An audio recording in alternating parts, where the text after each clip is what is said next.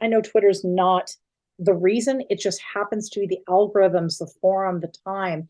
But it does seem to create a culture of like dragging people and, taking something out of context on purpose. Because I think for a while there, people would very rightly point out something like, oh, this was an egregious thing, let's not do it again, or this person's an actual pedophile or something like this, right? Something terrible that should be called out, talked about, someone who sexually assaults, etc.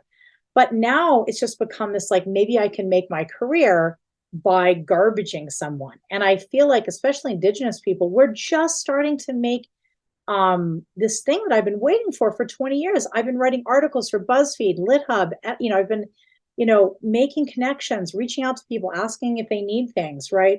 Because I've wanted to see lots of different Indigenous voices at once.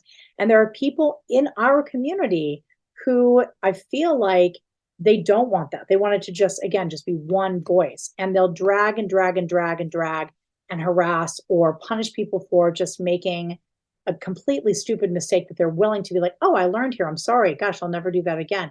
And I hate that. I really hate that environment because what it does is make people hesitant to publish us, put us on podcasts. And granted, yeah, there's some great Indigenous podcasts too.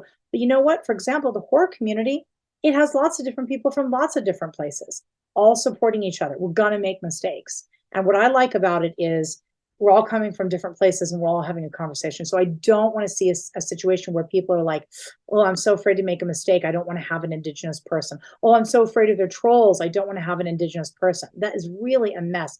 I hope that we all just say no to that and like try to be as sincere as and educated as possible, right? And just say, I'm going to do this. I'm going to move forward with this person because I like their book and they're interesting.